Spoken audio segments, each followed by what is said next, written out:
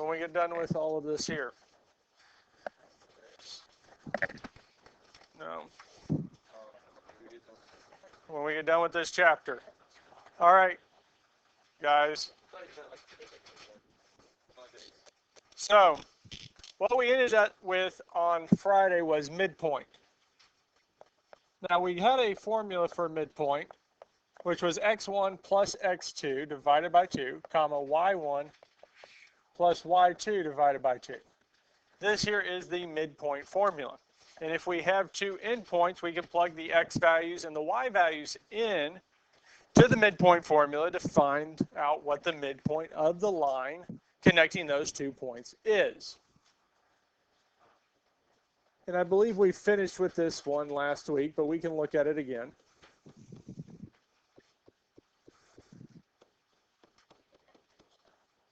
Okay, so we can go on and finish it here. For this problem here, they gave us two endpoints. They gave us the endpoint C and D.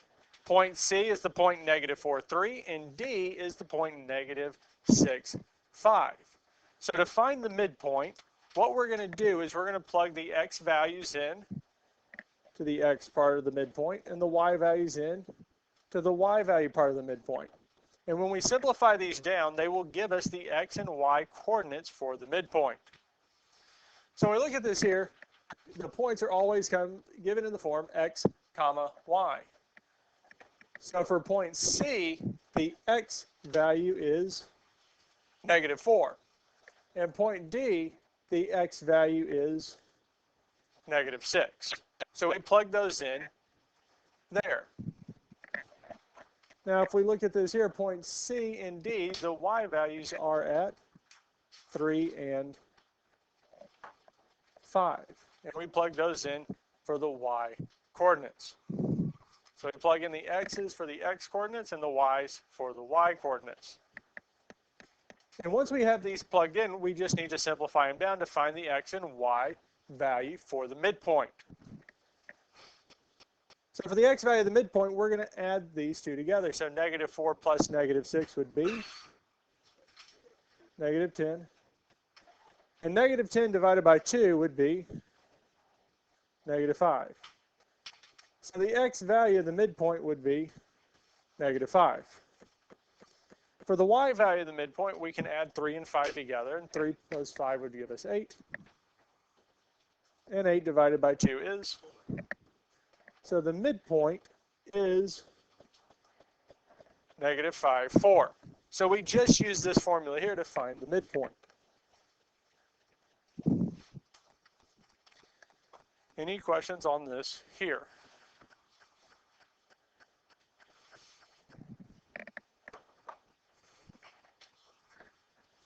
And this is what we looked at last week. Now, let's look at this here. This here is a little bit different. It's a little different from the one we just did. The midpoint of JK is point M at 2, 1. One endpoint is J at 0.14. Find the coordinates of endpoint K. So on all the ones we've done up to this point, they gave us the two endpoints. They gave us the two x values, the two y values. We plugged them in and solved for the midpoint. And when we did that, so for our x values, we took x1 plus x2 and divided it by 2 and got the x value of the midpoint. Well, they told us that already in this one. The x value of the midpoint is what? 2. So when I plug the two x values of the endpoints in, I should get 2 when I simplify it down. Now for the y values of the midpoint, y1 plus y2 divided by 2, if I plug the two y values of the endpoints in and divide by 2, I will get what? 1. So this time they didn't give us both endpoints, they gave us an endpoint and the midpoint. We need to find the other endpoint. Now for us here, the two x values of the endpoints, we only know one of them, and that is what? 1. Because that's the only endpoint that we have so far, yes? Yes. Questions on this so far? Yes. What?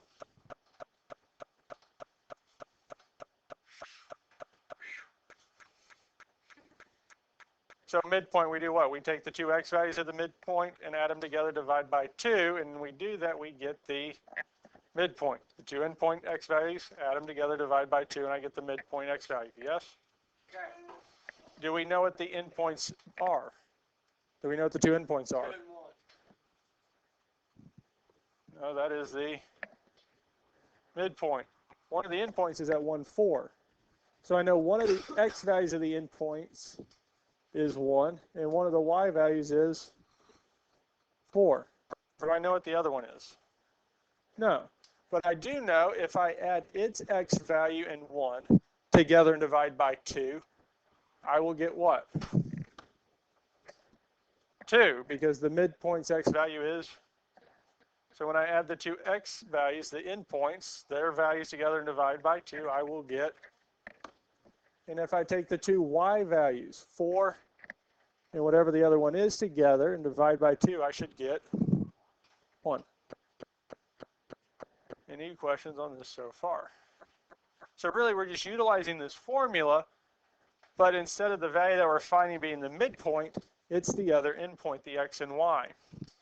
Now, the first step that we do on these type of problems will always be the same.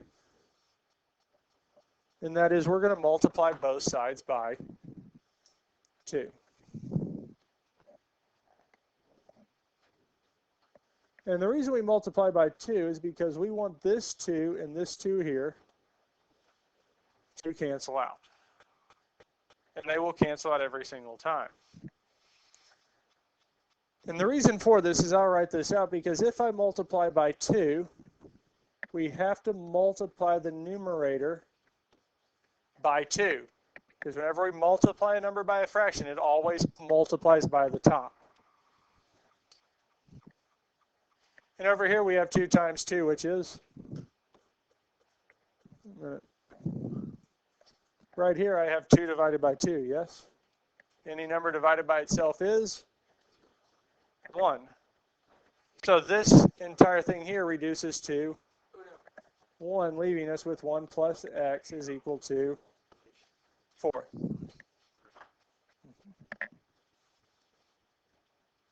We can subtract 1 from both sides, telling me x is equal to.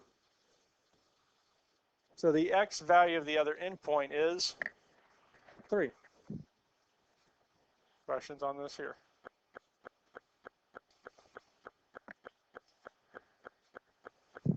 Three plus 1 is? Divided by 2 gives us? Where did you get the 3? Figured it out. That's what he was trying to find the entire time. Yep.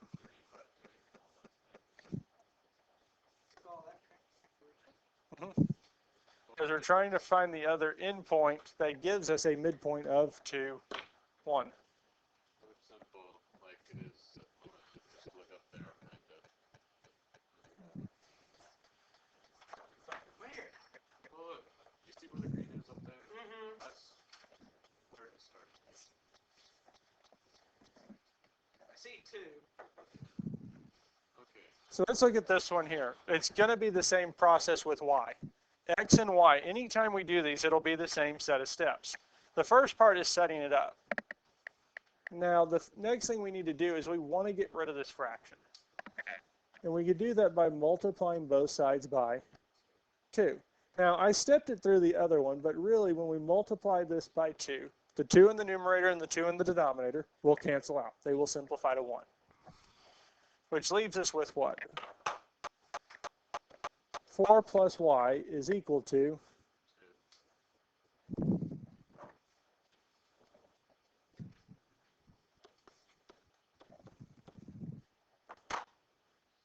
So y is equal to? So the other endpoint is point K. So point K is at what point?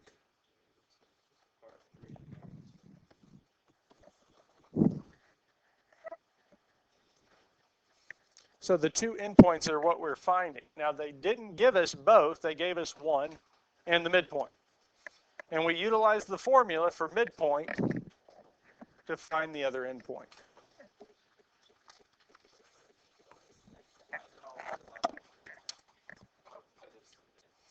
It's in the middle. We add the two together and divide it by 2 to find the center. Any questions on this here?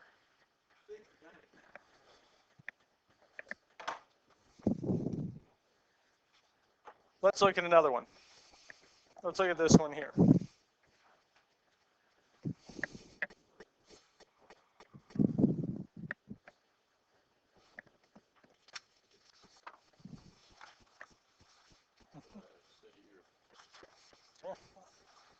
Because it's 1.2, we're on 1.3. All right, guys, let's look at this one here. So the midpoint of TU is M24. One endpoint is at 1, 1. Find the coordinates of endpoint U. So again, we're given the midpoint and an endpoint. We want to find the other endpoint. Now we know from the definition of midpoint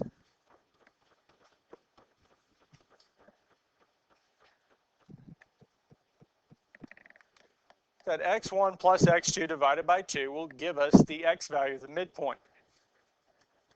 And y1 plus y2 divided by 2 will give us the y value of the midpoint. Now they told us the x value of the midpoint is 2. And the y value of the midpoint is 4. They already told us that. They already told us what the midpoint is. Now they didn't give us both endpoints, but they did give us one. One of the endpoints is 1, 1. So I can plug that in, the x value of 1 into the x equation and the value of 1 for y into the y equation. Now the other endpoint xy, we can just call it xn, and that's what we're going to solve for.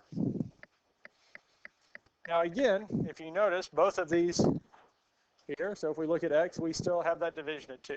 Yes, sir? Okay, so Yes. We're going to multiply both sides by 2, because again, to get y by itself, we need to undo that division. We're wanting to get rid of the 2 in the denominator. Because that'll leave us with 1 plus x is equal to which one are you doing? That one or this one? they're all part of the same thing. Oh, I know. Wait.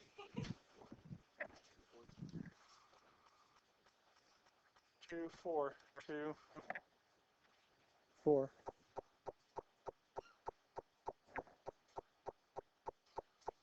This 4? Okay. So the last thing we need to do is what? Subtract 1 from both sides. Guys.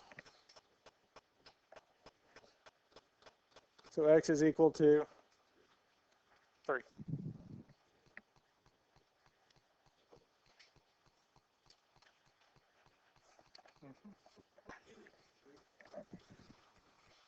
All right. Let's look at the other one, guys. And again, the first thing we're going to do is multiply both sides by, because the 2 and 2 will cancel, leaving us with 1 plus y is equal to .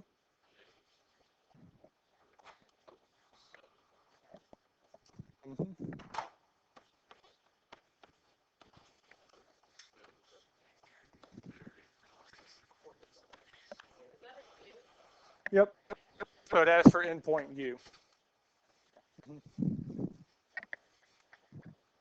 And that's it. That's all we have to do for this here. So this here is really utilizing that formula to solve, huh? Like at the beginning of the problem, you wrote both. This side and that side. Yeah. Why'd you do that?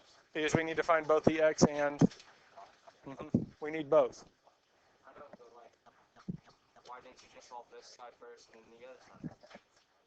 Because I wanted. Both at the same time. Well, we only solved one out. We set them both up and then solved one and then solved the other. I don't know if doing it kind of confusing because we're trying to keep track of two problems to check this one. We're like, we're not like on the, like we solved it, but we like opted out, and other people like here have to worry about two different problems instead of just one. I think that's kind of why I did like the whole left side and then this left side, but yeah, just set them both up before you go back. Because otherwise we might forget to do the other one. Any questions on this here? Yes. So these points over here, the midpoint, they pretty much transfer down to be these. Because that's what we're finding. You? All right, guys. Focus up here. So again, the midpoint formula, x1 plus x2 divided by 2 and y1 plus y2 divided by 2 give us the midpoint.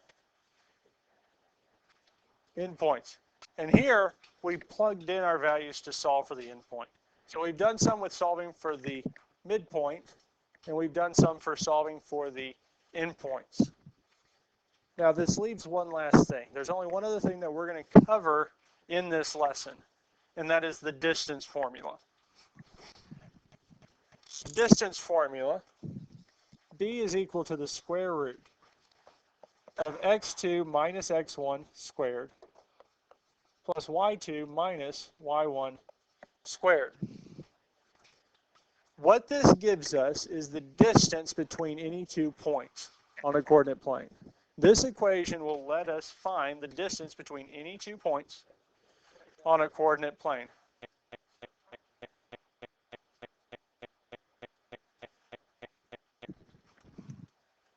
Now this is going to make a little more, guys, Tyler.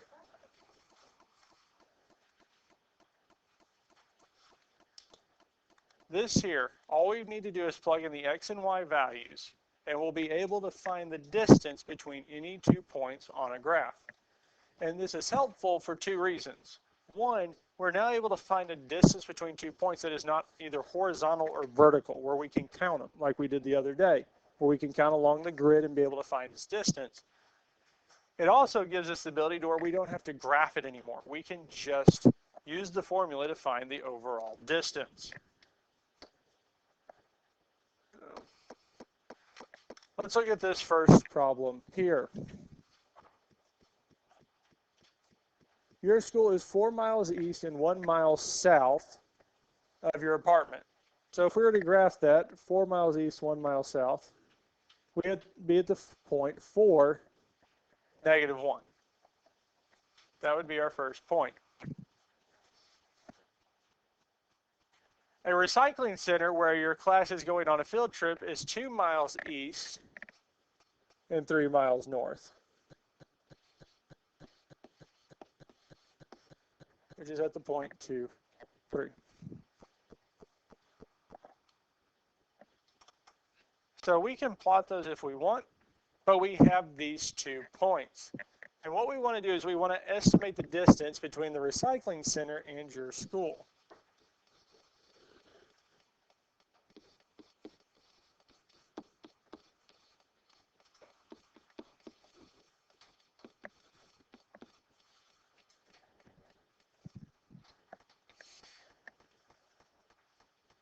Now the key that we can use for this here is really this equation. x2 minus x1 squared plus y2 minus y1 squared. Once we find that value and take the square root of it, we will find the distance between the 2 points. Huh?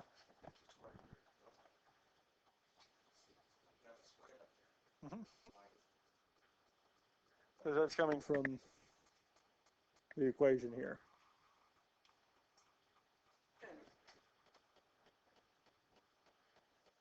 So when we look at this here, what are the 2 x values of our coordinates? So we can plug those in, 2 minus 4. Because those are the 2 x values, and we'll plug those in.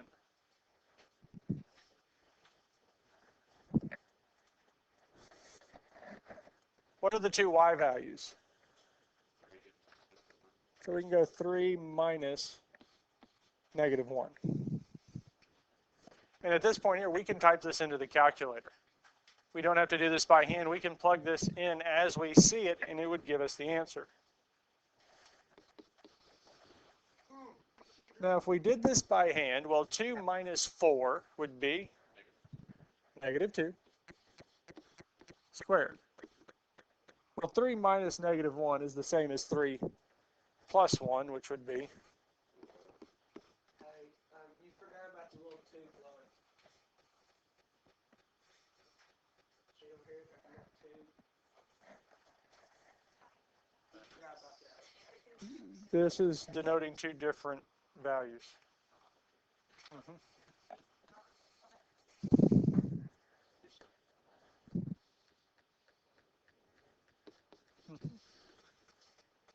So we can simplify this down even further because negative 2 squared, negative 2 times negative 2 would be 4. And 4 squared, 4 times 4 is, and 4 plus 16 is 20. So the distance between these 2 points is the square root of, can we take the square root of 20? Is there a number that multiplied by itself is 20? 10 times 10 is 100. So there's not an exact one. If we wanted to reduce it, we could reduce it to 2 square root of 5. That's most likely what the calculator will give you. And this here, we can even approximate it further than that, and it would be 4.6 or 4.5. Something that'd be a non-repeating, non-terminating decimal. It's an irrational number.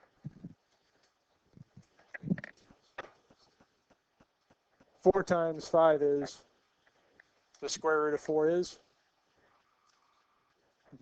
but we can't take the square root of 5, so it stays inside. So we get 2 square root of 5. The yellow calculator is if you typed it in from the beginning, it would actually given you 2 square root of 5 as the answer. Any questions on this here? Let's look at one last one. Okay. Yep. Yep, this is from earlier today. Didn't clean that off. I'll leave those up there. So we're starting from the school, which is our 4, negative 1. And they want to find a park, which is located 3 miles east and 4 miles south of your apartment. So this here is the park, and this is the school, and we want to find the distance between them, between these 2 points.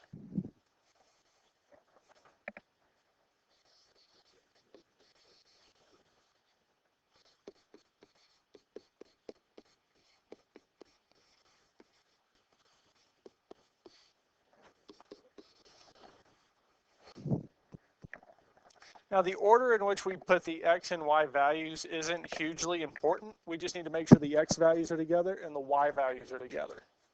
And the real big thing with that is because of the square. Now, if we look at the x values for this problem here, the 2 x values are what? 4 and 3. 4 minus 3 is? 1 squared is? 1, yes? 3 minus 4 is negative 1, yes? And negative 1 times negative 1 is positive 1. No matter which order we put them in, we will still get out the same value. So as long as we make sure that the x values are together and the y values are together, we will get the correct answer for the distance. The order for these does not matter. Just like, yeah. So the order for these doesn't matter. The midpoint, the order doesn't matter because the x values are together, the y values are together. Because negative 4. Yep, because the x or the y value for it is negative 4. So we could put negative, negative 4 or plus 4. And again, if you wanted to type this all into a calculator, you could do that and it would give you the answer. The calculator could figure this out for us. Now, I'm going to work it out by hand. 4 minus 3 is going to be 1. Now, negative 1 plus 4 is, so if you did negative 4 plus 1, it would give you negative 3, or negative 1 plus 4 would give you 3. Now, when we square them, 1 squared is, and 3 squared is 9. And 1 plus 9 would give us 10. And we get the square root of 10. Now, we leave it as the square root of 10 because 10 does not have any perfect square factors that we can pull out, as simplified as we can get. If we wanted to turn it into a decimal, it'd probably be something close to 3.1 or 3.0, one of those two. And again, if you put it in decimal form, that's fine, as long as it's the same answer. Because I will go back and check and make sure. So if you turned it, if this is what I wrote down as the answer key and you put down the decimal, I will check and make sure that they do line up. As long as it is the same answer, I am fine with it. I don't care what form unless I specifically state what form it needs to be in. Any questions on this here? That's it. Yep.